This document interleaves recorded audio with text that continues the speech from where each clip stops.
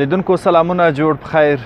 ټاکل شوې ده نن د افغانستان کرکټ ملي لوبډله د اتلانو جام په سیالیو کې د استرالیا پر وړاندې د لاهور په دې قذافي لوبغالي کې د سیالۍ ډګر ته ښکته شي.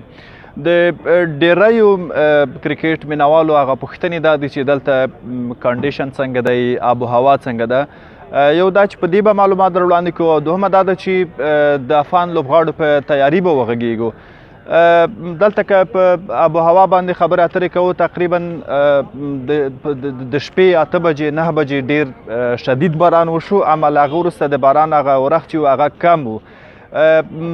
د سهار د 4 بجو راوروسته بیا هیڅ باران دلته نه دی شوی. معنا دا چې دا یو ښه زیری دی. که اوس هم ګورو تقریبا د باران هغه اټکل شته دی، 45 56 ان تر 15 پورې رسیږي د ماسپښین تر 2 بجو پورې، خو له هغې وروسته د 2 بجو نه وروسته د باران اټکل نشته دی.